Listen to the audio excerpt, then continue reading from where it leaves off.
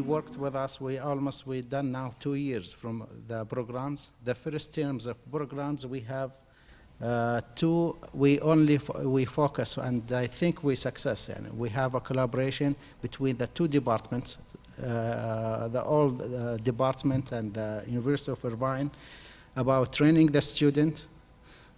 We accomplished training 35 students from last 2 summers, and now we are focusing to extend our collaboration with the University of Irvine, California at Irvine, and we try this time to look at the more options.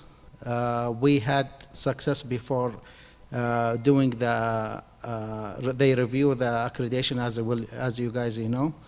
We did the articulations, and all this we're gonna implement it we're expecting to implement this effort for the next 2 years from now for when renewing the contract, the collaboration between us. For the articulations, we do we already send it to everybody. Dr. Habib, Dr. Faiz, they have it. I'm expecting we're gonna send some student. The reason for that, we're gonna expect to exchange a student to the Irvine from our students within one year from now, okay? The fund will be available from the Minister of Higher Education, and whenever who is gonna use that is gonna be accredited for the programs, okay? So that's a good opportunity now. The articulations you have, you needed to study. You needed to study for the transcript for the good student you have. So we can do that within the 1 year from now. So we need to study all the curriculums for the student, and this is what we're looking for the articulations. We're already done with the ABIT, with the SSR reviewers, and we already sent it, and we're gonna continue to have some lectures or the workshop and the continuous improvement. And we're gonna now to start to focus. Electrical engineering, they already proposed a master program, okay? And we already know now there is the master program, it's accredited from the ABIT too. They assess and they have a cycle for the master programs. So we're gonna focus in the next year from now for the next period of time to look at how we're gonna start a program with ABIT accredited. And I get the news from Dr. Abdul'Aziz Al-Hamid, okay? We are working with the CACST to funding the master programs. That's mean the professors, they working in the master program, they're gonna get funded. Additional in his salary is gonna be funded from the CACST. And all the faculties, they're gonna have a student master or the research titles, they're gonna be funded too. So if we choose a topic, okay, through the, what they call it, الخطة الوطنية, okay, they have the trench of research. If we're gonna choose one of the topics, it's gonna be with the CACs. If they approve it, that's mean we're gonna get funded. It's a good opportunity. It's gonna be funding the faculties, they're gonna funding the students, and we can have a student from abroad to come to study here in the master degree. So we need that effort. It's been offered now from the CACs, and we need to convince them we have a good really program, accredited program, so we can start it with. Plus, we need to start to collaborate with the University of California, of course. We are newly in these programs. We need that experience to look at someone outside to look at what we're doing and how good we're doing in that. So that's got the confidence from people outside, from the student, from our reputations. That's mean someone who review on our work, and we're doing accredited program, so we can success in that area. First of all, that's going to be, we're going to discuss today about that, briefly with Dr. Faiz Al-Sousi, is for the master program, what we're going to do with that. And the first step, what we're going to focus for the next time, for our collaborations, for the long distance education. The long distance education, we can invest in that for our master programs. We can have an additional master programs from the long distance from University of California. If someone, Dr. Habibi was mentioned to me, he wants me to recruit faculties in mechaelectronics. Okay, so if we don't have that at the moment, we can enhance that. We can use one of the courses will be offered from University of California, okay, to be teaching in this program. Okay, so as we know, as all the technology we have it now, our classrooms, they have smart board. The blackboard, we already have the blackboard in our system. It's offered by the IT deanship.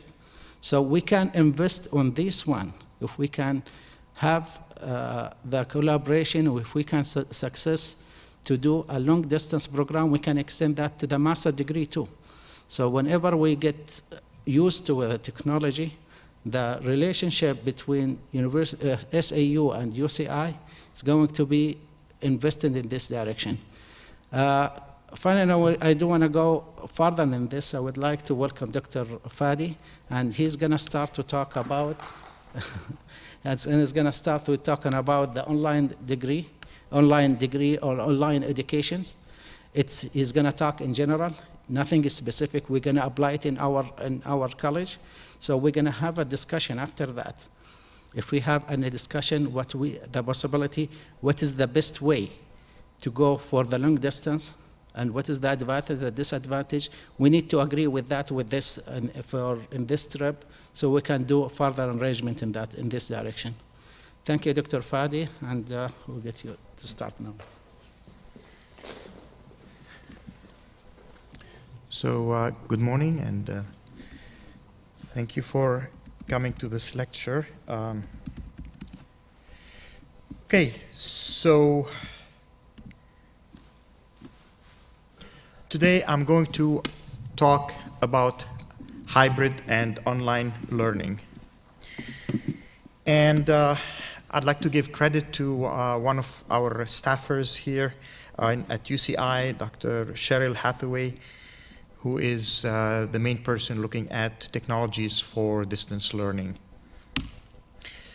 So let me start by going a bit on a historical context about online education. Of course, phases in our history, starting from the alphabet, having a board, using pencils, moving on to more advanced technologies, and culminating in the ubiquity of devices that are multimedia enabled. And lately, people trying to take advantage of the internet and the multimedia enabled devices to develop online courses. The most famous of those models is a MOOC, which is a massive online course or set of courses. And locally, we're the University of California, so we are a state institution, and we get some directives from the legislature. In the US, each state has its own Senate, and it's like a mini United States government. And in our state, the Senate there established a bill, which is like a legislation that mandates some amount of online or hybrid education for certain low-level, high-demand classes. In engineering, that'd be something like physics or math, and so on. And there's several universities have been taking part of that. From our side at UCI, we have been contributors to the famous Coursera repository of MOOCs. We have, and I'll talk about one of those courses later on, a calculus course that is fully produced within UCI, and it's actually on the Coursera essentially repository. So we have started working on this since 2009, and I believe we are late in joining the online revolution, if you like. So I'm just gonna go through this quickly. We had some pilot programs, some online courses, starting with classics, and then this is the Algebra 2 and Pre-Calculus that is offered through Alex and Coursera. And we also had hybrid courses in various disciplines, okay? We have also done a survey of student reaction to online and hybrid courses, and I'll go over some of those results. You might find it interesting later on in this presentation. So, what's a MOOC? MOOC is, as I mentioned, a massively online course that is taken by, it's self-paced and is taken by a large number of students, tens, hundreds of thousands of students. The challenge with those courses is that they are self-paced. So they rely solely on the students' zeal and stamina to really proceed through the course, to go through all the assessment, all the lectures, to listen in, and so on. And as a result, there is some sort of a pyramid where many students start registering for the course, and as the course progresses, fewer and fewer students remain. It sheds to the point where a very small number of students end up finishing all the requirements for the course. So this is very similar to a typical, what we call a hype cycle. Let me show you what this is. So whenever a new technology is introduced, there's actually a lot of visibility to the technology initially. There's a peak of lots of expectations. Like, for example, MOOCs, are MOOCs the doom of universities? And as time goes by, a lot of these expectations or predictions, if you like, end up becoming really just imaginary. And there's some disillusionment that is temporary. And then eventually people find some happy medium where you really look at the advantages and you zero in on a model that is sustainable. That's something that works given your situation, okay? So this is the case with MOOCs. Now, what we're gonna talk about is something of a variation of online learning. So online typically denotes courses that are, as I mentioned, self-paced and completely run online. But there is also variations that sit between completely face-to-face courses and completely online courses. So let's go through some terminology to better articulate what these different classes of courses involve. So of course you have completely face-to-face and completely online courses. And in between, there is something what we call hybrid learning. So what is a hybrid course? Well, if you start with a traditional course that typically could have 0% online. So it's a course that uses a course website perhaps, and maybe some email communication, but the content is mainly delivered in writing or orally. Now, you can also have what we call technologically enhanced courses. And you know, the percentage numbers are really more approximate than anything else. In a technology enhanced course, you actually use web-based technology that will help and facilitate what is essentially a face-to-face course, okay? A hybrid course, on the other hand, is a course where you blend some online and face-to-face delivery of content. In that sense, more and more of the actual course content is delivered online. So that's a hybrid where, as as a ballpark, something like 50 to 80% of the content is delivered online. And then, of course, you have the online courses where almost all the content is delivered online, okay? And these typically have no face-to-face meeting. So I believe, and many actually that I talk to do believe, that especially for engineering and computer science, computer engineering fields, and probably many, some other fields, maybe physical sciences, biology, and so on, the middle of the road is the best approach. That is, somewhere between technologically enhanced and hybrid courses seem to be the most workable option for distance learning.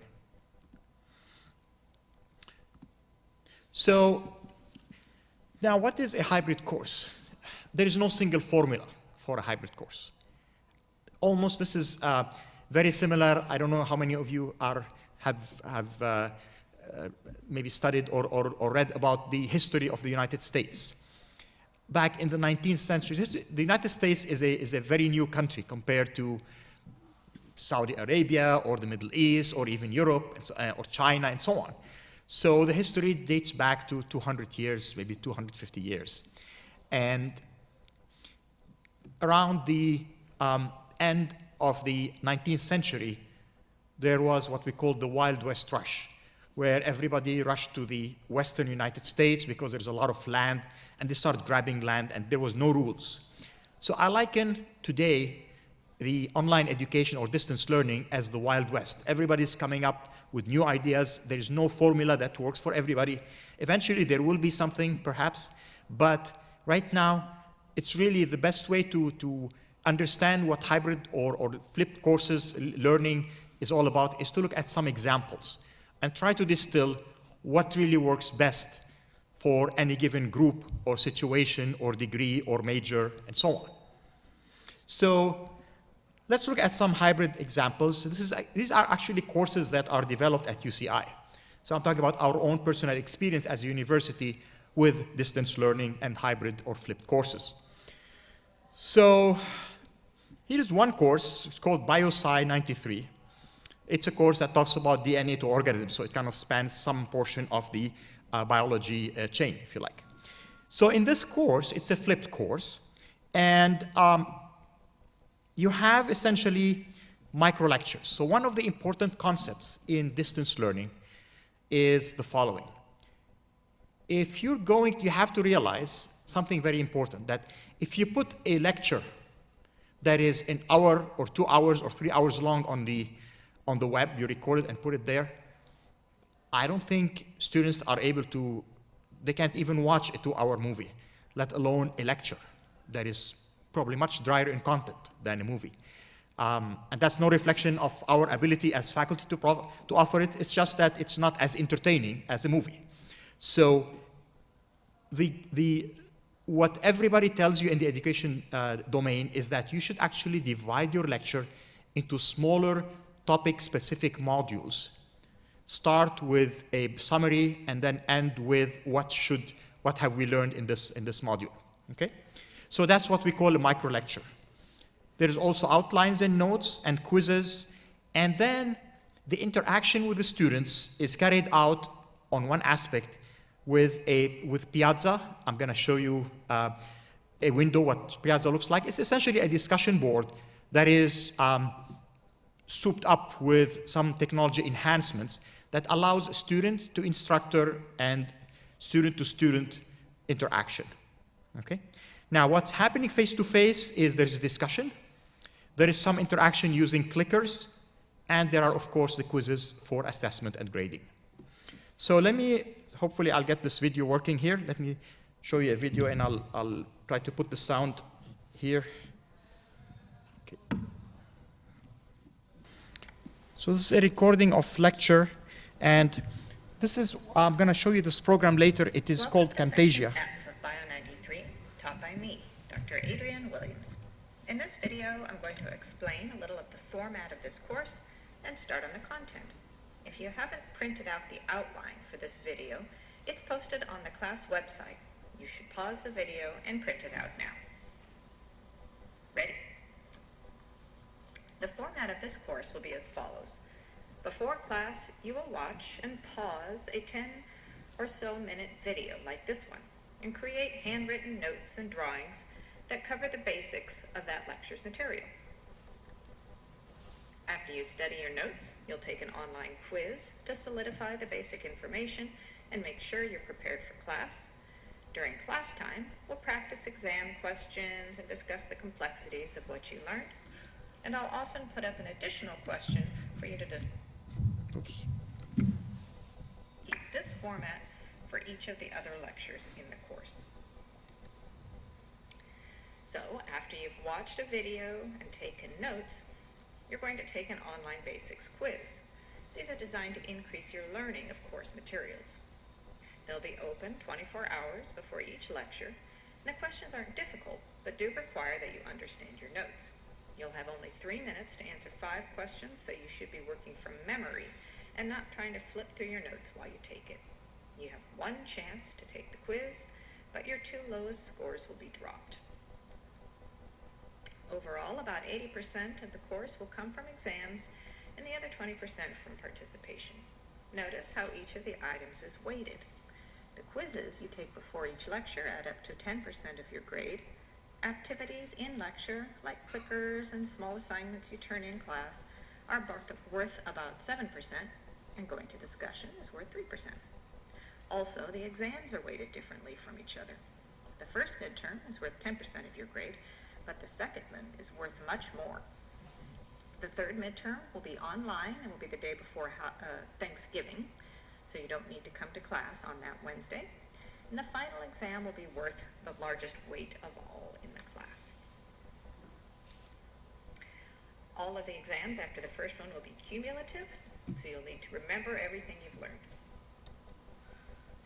At this point, you should recognize that you're responsible for much more than just taking notes and taking tests in this class.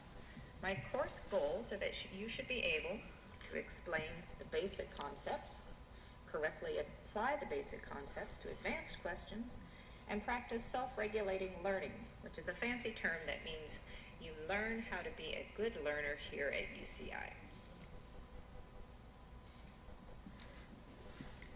So, these are the things that you'll need before class: a printer with good ink supply and a stack of paper, a computer with broadband internet to watch the videos, the ability to open common Microsoft Office files, and you should be able to view Flash videos, and you'll need your textbook.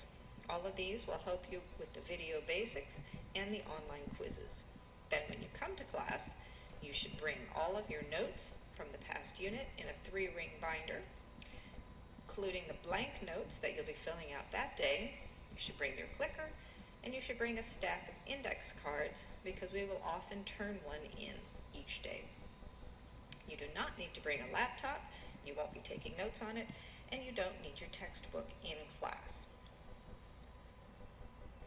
You will, however, need something called your class ID, which is a 4-digit number that I use instead of your name or your student ID on some assignments, because it protects your privacy. Okay, I think I'm going to stop here, but what I wanted you to gather from this video is the mode in which this course is operated. It's a hybrid course. You have to watch the online lecture before you come into class, and then you take an online quiz. And you notice that the quiz has a time. You have to take it within 3 minutes of the time you open, and you get 1 chance to do it. So it really makes it very hard to do any cheating, for example. But still, they're not relying completely on online assessment. There is actually in-class proctored exams that carry out most of the grade. Okay, so that's essentially the BioSci 93. And you notice it's an introductory course. That's why the instructor is very specific about what to bring in: an index card, these pen and printer with paper. So you have to really spoon feed the students what they need to do for this course. Okay, so now, on the other extreme is a course that I offered. It's a graduate course, so the audience is a lot more matured. And this is a flipped course that I offered exactly about a year ago. It's a course on low power design. It's a chip design course. And it is a flipped model where I divided the lecture into modules, as I mentioned to you. And there's also the outlines, the notes, that's all online, as well as some quizzes. And we use the triple EE. This is our own online, kind of equivalent to Blackboard environment. And I'll show you an example of that, which allows, again, peer-to-peer and instructor-to-peer interaction. So we monitor the discussion board every 24 hours. So we guarantee a 24-hour turnaround time for students for their questions. Actually, it turns out that most of the time, other students will actually respond to the questions from their peers. So we really can sit there and sometimes intervene if we don't think some of the things stated there are correct.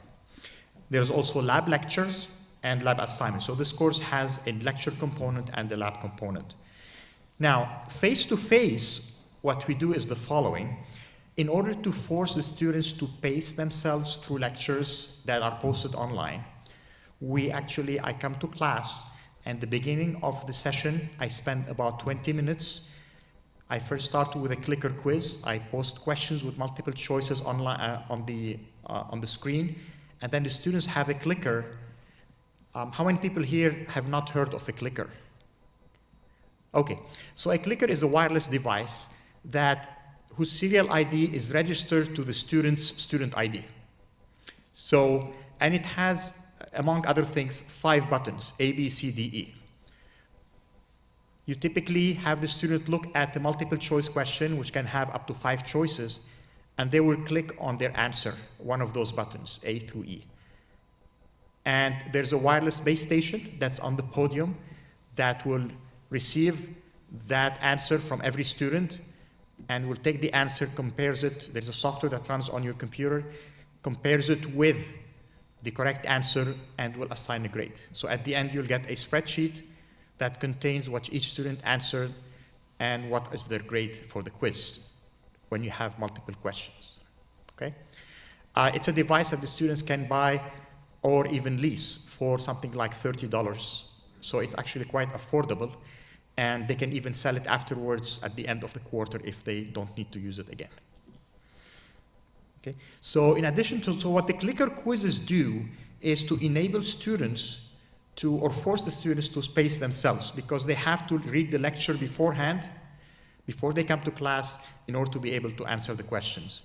And I give them about 1 to 2 minutes per question, so they don't have time to flip through their notes. Anyway, it's a closed book and closed note exam. So after that, we go through labs. So the lab, which is a big part of the grade, is actually done face-to-face, although the discussions themselves are recorded. Okay, so let me show you. This is the website for the course, and this is the basics. But if you go in, this is the grading. So we actually I give about 30% for the class quizzes, because in reality, these are like proctored quizzes, because they're sitting in class in front of me and they cannot talk to each other.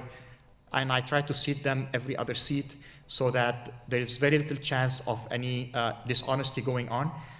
So, and we have 1 quiz every week, so they add up to about 30%. 70% of the grade is based on traditional assessment modules or models.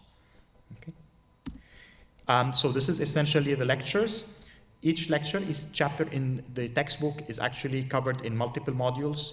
And for each module, there is 3 different recordings of the lecture.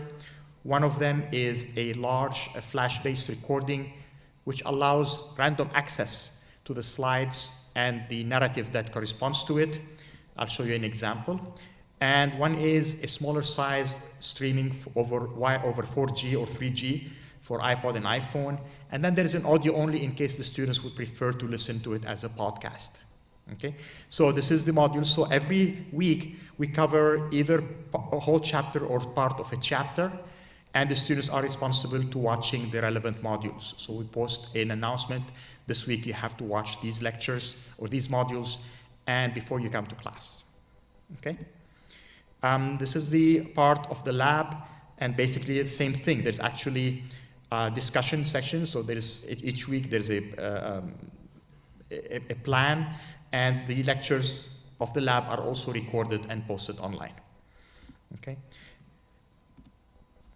Now, what do we use for this course? We use essentially the EEE toolbox, which I'm going to show you, and what I believe is one of the better video editing and recording for educators software out there. It's called Camtasia Studio.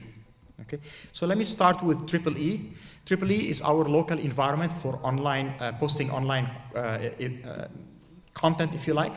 So when I log in as an instructor, I see all the courses that I'm teaching for that quarter, okay, or the term, and I can change the term and go to the past term, prior terms, or the next one probably.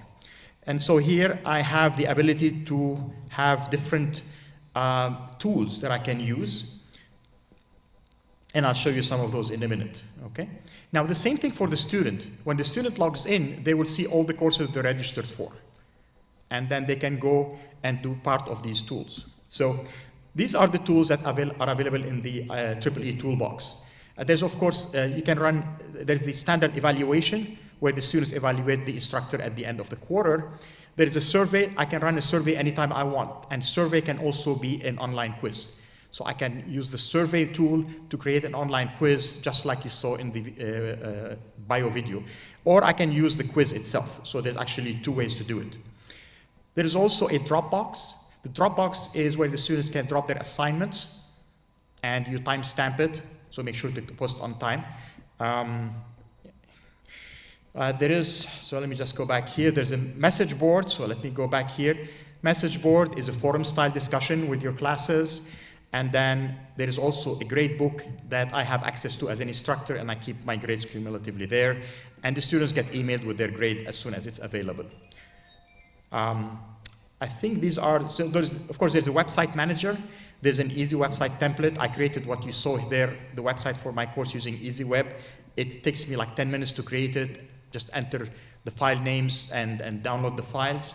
And you can also do something more advanced if you want to have your own template and so on.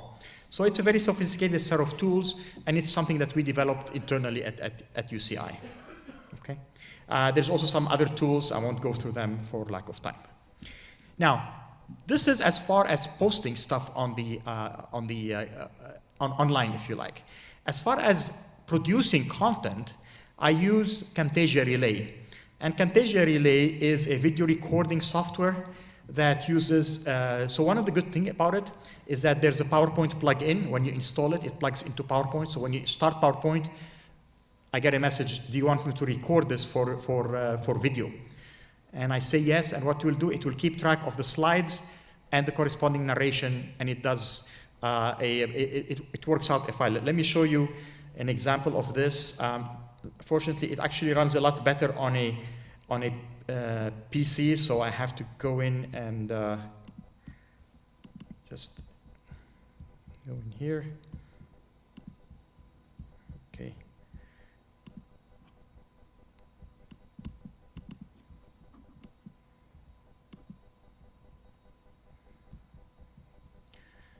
Apologize, I guess my Windows emulator decided it wanted to shut down, but I should get it back up soon. I wanted to show you a lecture that we produced. One of the interesting things about Camtasia is that it does multi-track video production. More specifically, okay, so let me just go back. Good. Okay, so let me see here. So Camtasia starts like this. And as you see here, it has multiple tracks. Let me open a project. So let's say I open this one, let's say, for example, okay. So what it has is the following. First, it divides the recording into multiple tracks. So there is the main video track, and you can see here there is actually markers for slides, and that's the audio. And then there's another interesting one. In PowerPoint, you have a script pane on the bottom. So you can type in what you want to say, and what it will do, it will use this for closed captioning of the lecture. Alternatively, it has a feature where you just have to record, and it reads the speech and it recognizes it, converts it to written speech, to written text.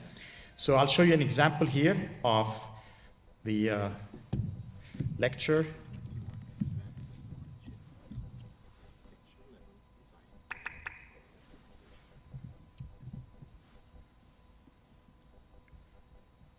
In the previous chapter, we studied the circuit level parameters that affect the energy. So you can see the closed captioning on the bottom here. So students can actually listen to the video lecture without needing to put headphones in. We will study the architecture parameters also. Okay.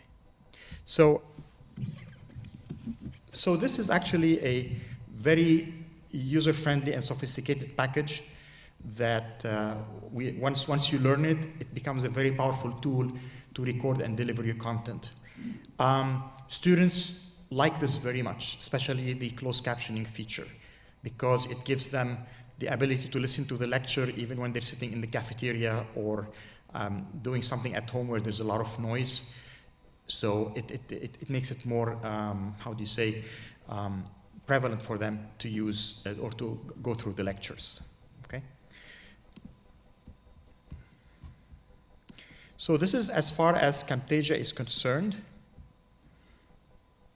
You can also, one thing I forgot to say, you can also add the webcam. So even let's say if you have slides and you want to write something on the board, you can easily put a webcam or any camera source, add that window to the overall lecture window. So you might have like two windows, one for the lecture slides and one for the actual instructor writing on the board.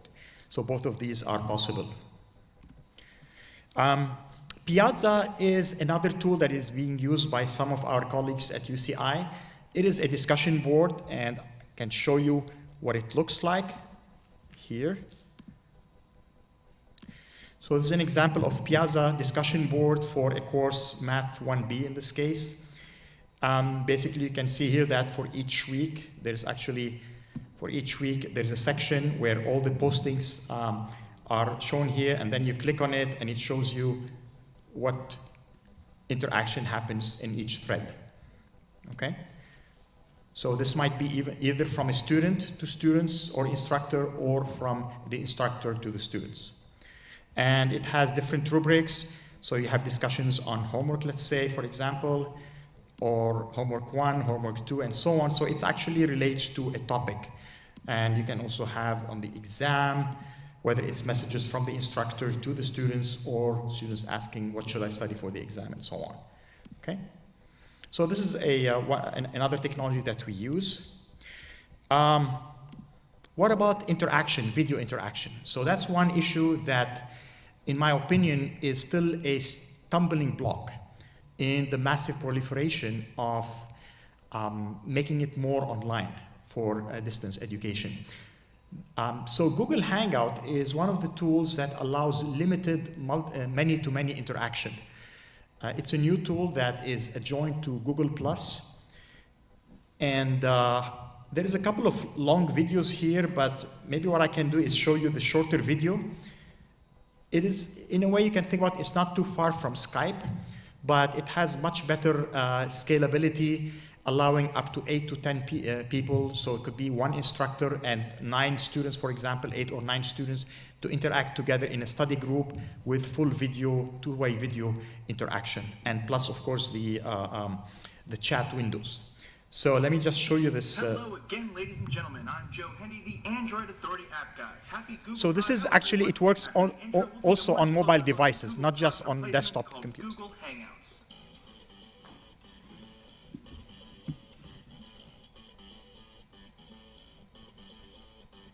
So does everyone remember when we all thought this was going to be called Babel? Those were good times. When you first open Hangouts, you'll be greeted with a fresh new interface. It opens to your current conversations, then you can slide to the right to start a new Hangout, which is the new lingo for starting a new conversation. When you slide to the right, you can see your most frequently contacted acquaintances, and below that is everyone else in your circles. If you're like me and have a lot of people circled, this list can get pretty gigantic. You can tell if a contact is online if their profile picture is slightly faded or fully clear. Slightly faded means unavailable, while fully clear means the equivalent of the green dot in Google Talk. Once you open a conversation, you can slide back to the left to get back to the active conversation list. You can click on the plus sign at the top to start a new hangout. To archive conversations, simply slide them off the screen. These can be viewed later in the archived hangouts section. Next to the plus sign is the three-dot menu button. Click it to access things like archived hangouts, hangout invites from other people, and you can even set notification snooze for a period of time so you don't get notifications for a while. So if you were to say sleep, set it for 8 hours and Google Hangouts will not bother you until you wake up. There's really nothing all that special about the settings menu. Essentially all you can do there is change your notification behaviors like ringtone and vibrate controls.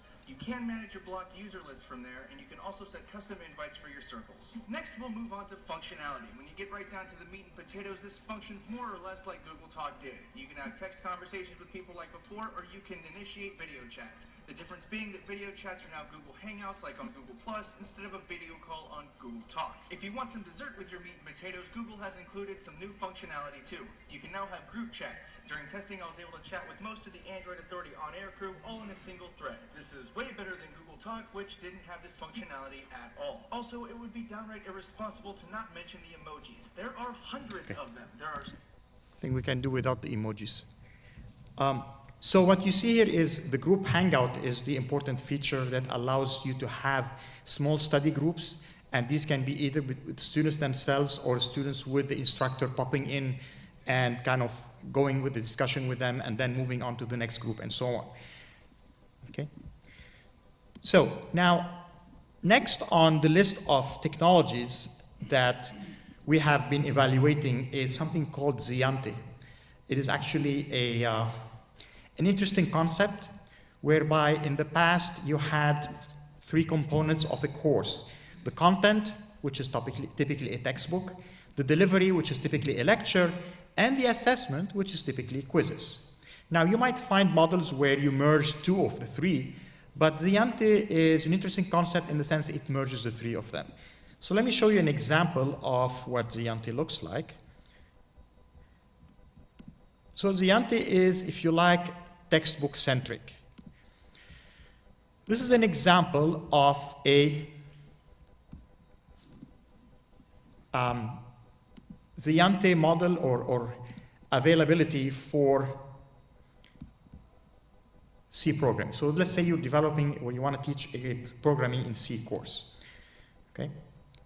So first it looks like a textbook, right? You have chapter 1, terms, chapter 2, and so on. And then you go to each chapter, okay? And you notice that now the chapter is not just display of information. It's very interactive. For example, when we're talking about digital logic, you can essentially click so far, that's okay. But more interestingly, you have some interesting animations. So here you're describing processors and memories, and you can see what happens when multiply by 20, goes into memory, the answer, and then you can go through the next one, multiply the result by 50, does the processor, goes to the memory, and so on. Okay, so far it looks just like an animation. Now, animations can get more sophisticated, where you can look at instructions and how they're represented in memory, and then what do they do in a processor. And there's also quizzes in the middle where students can actually take your answer, and then it will tell you if you gave the right answer or not and why it's the wrong answer. Okay, so far so good. You can also have some more sophisticated assessment, like you can arrange the blue cards, if you like, with the definition, so the term with the definition, and it will tell you if it's correct or not. Now, where things get interesting is when you start talking about, let's say here. So I'll show you this one here. So now let's say we want to write our first program in C. So it shows you here's a simple program, right? And now here comes the interesting part. So now this is the first program, right? And this becomes now a live lecture because you essentially, it will take the program, compile it, and run it for you. You can even go in here and change some variables and then run it again. And now you're getting a different answer. So it gives the student an immersive learning experience, okay? And that also is not just happening in the interaction, but also in the quizzes. So you can see here, for example, when we start talking about input and output, okay? Again, I can make changes to the code and run it. But now it will tell me, okay, this is what I want to output, and these are the possibilities how to write the code for it. So let's say I want, is this the correct one? So is this the correct piece of code that produces this desired output? You go in here, and it will essentially says no, because now you require parentheses. So you send it back, and you try another one, and it says it's not finished because you didn't complete everything here. And then it tells you what's wrong with each one of these statements. So it's an interactive type of assessment or quiz that essentially teaches the students by making mistakes. There's also more like a challenging thing where, let's say, what kind of output do you want? So what you can do is essentially, it says, okay, this is the line of code, and this is what printf is sending to the output. If I go in here and edit this, now it will show me exactly the impact. So now the student understands by doing, not by reading. And they're immersed into the very code that they're trying to learn. So what are the right things to do, and so on. So you can see here that the three components that we're talking about, essentially the content is the textbook, the delivery is really a reading textbook and going through these examples, which gives the student an immersive involvement into the content itself, and the assessment in form of these online quizzes that take place. Okay. So far, I think what these companies they're starting, so they have some coursework. A lot of it is on programming, but they have also courses on MATLAB and so on. So that's essentially one of the technologies that we're also evaluating more recently for our courses. They're also open to having faculty develop their own courses. They have tools that that faculty can use to develop such content and make it interactive to the students. Okay. Okay. So let's go through also some other examples of what other courses at UCI do. This is another course in physics where they have the micro lectures and the quizzes are online. They do a once-a-week face-to-face class where there's a discussion that focuses on topics from the quiz. So it's a very similar model to the biology class that I just showed you, where students have to watch a lecture before coming to class and then have a quiz on it. Okay? And let me finish actually with a couple of other things. So these are more courses here.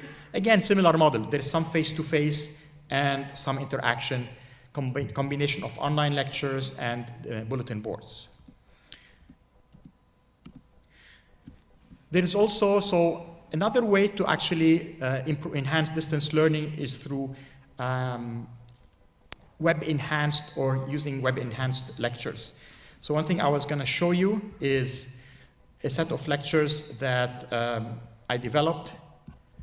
Let me go here and so in these lectures,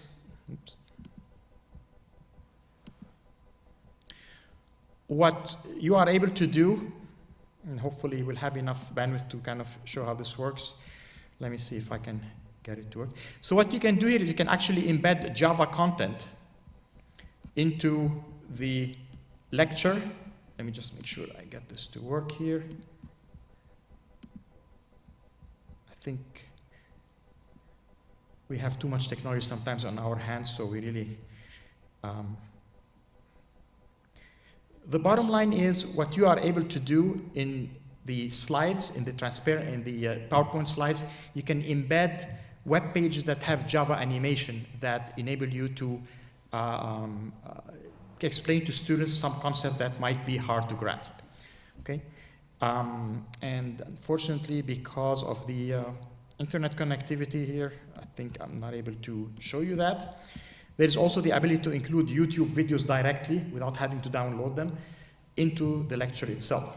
So what it ends up having is an immersive experience for the students where they can actually go through the lecture and understand either by videos or by Java animations how things work. This proves to be very useful for explaining, for example, about charges, capacitors, resistors, and so on. Okay, so now we've gone through some specific programs. Let me quickly go through benefits. Essentially, this is from our experience in distance learning. The fact that you're able to have access to the website, take advantage of both worlds. You have face-to-face and online learning. That's a big benefit for hybrid courses. The opportunity of having new student-centered pedagogies, having study groups that enhance the understanding of all the participants for the material. That's called active learning. Increasing student engagement. Students are becoming more proactive than just listening and being spoon-fed information. Okay. Documentation of student learning and progression is very important. And less travel time, less class time. There's more convenience, flexibility. I think I was going to show you this video, but probably this is our Coursera course, and the instructor there talking about the benefits and the students, but I think I'm going to just go through some more interesting statistics that might be relevant. So there's been actually, thanks to all these new technologies, there's been significant growth in the use of hybrid and web-enhanced class technologies. It's a robust thing. So you can see between 2009 and 2014, expected here. So you have divided students into 3 categories, all in classroom courses, some online and all online. So in the first category, these are students who have never had any online courses or hybrid courses in their education. And then this is some online, this is all online. You can see how the trends have significantly changed from 2009 to 2014. Okay.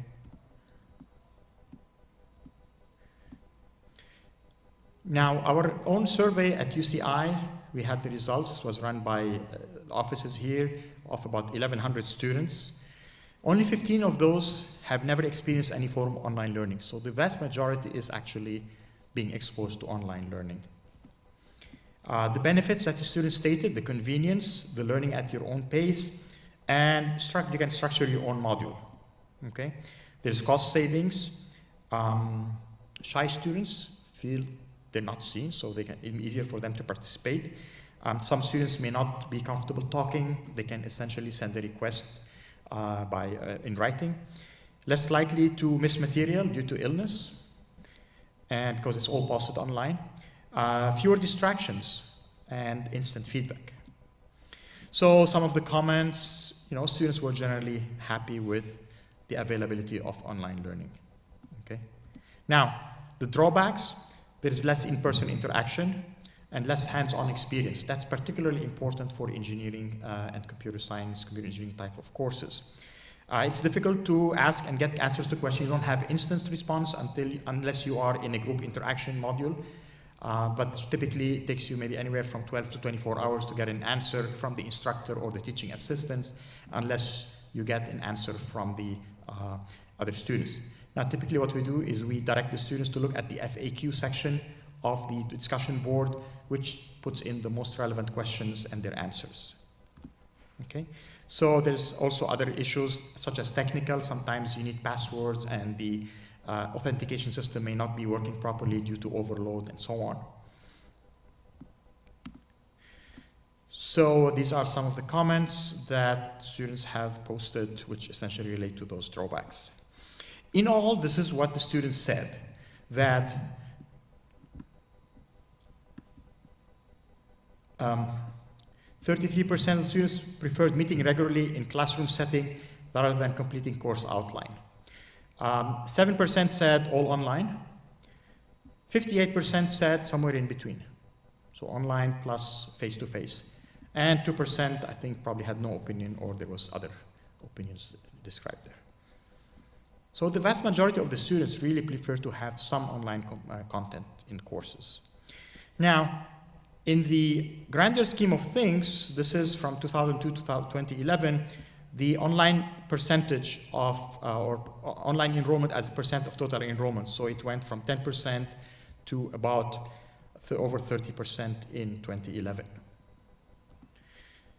In the United States, looking at percentage of students that are taking at least one online course between 2002 and 2011, you see almost 1/3 of the students are taking at least one online course. So in essence, distance learning is something is here to stay. It is something that we have to live with, but better yet, we can take advantage of and harness to improve what we offer to students, their understanding, to make better use of our time and their time. At this point, I'd like to thank you for your attention, and I'm happy to answer any questions you may have. Thank you.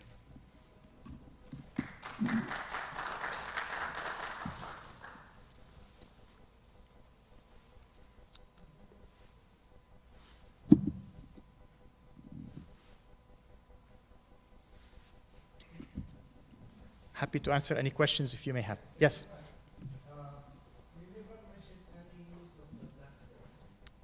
Yes. Is it something system? It's not the best in the different So that's a good question. I'm not an expert on Blackboard.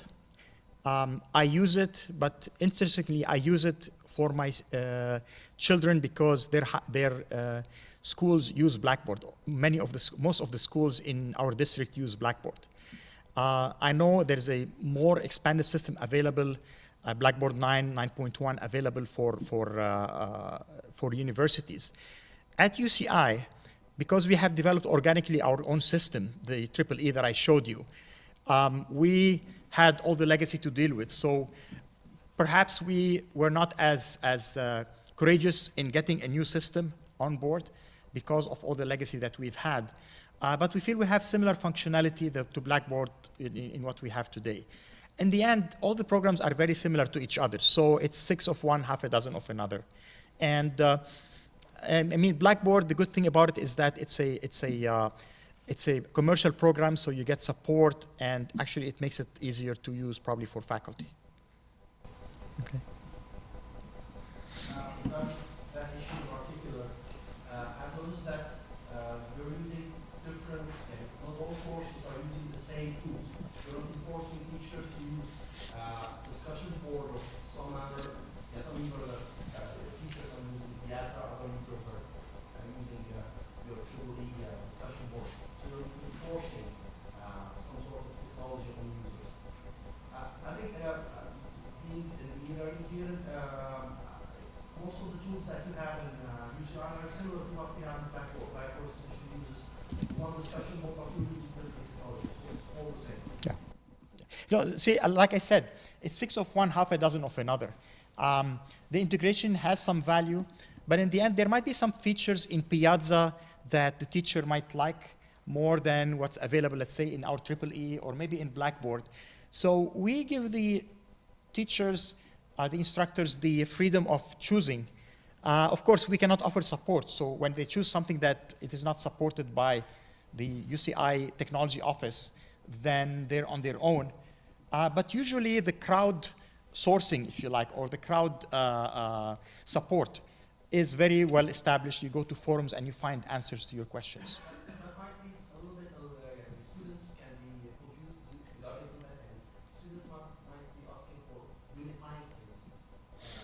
I'd like to know how students are reacting to this diversity system that we might have in UCI. That's a good question. Personally, my answer to this, watching my 13-year-old kids becoming more dexterous in computing than I can ever hope to be, I have a feeling that students, the next generation of students, will be a lot more adaptive to technologies. At the same time, there's probably is going to be some convergence on winning formulas. So like I said, we're now in the Wild West analogy, many technologies there, and eventually the system will adjust itself. Both the students will adapt, but also there'll be some winners in the realm of distance learning, clear winners. Just like you have today, for example, Microsoft Windows, well, kind of. But anyway, there is actually, or Microsoft Office, being the ubiquitous way of, let's say, delivering documents. So I think we're getting to that point eventually.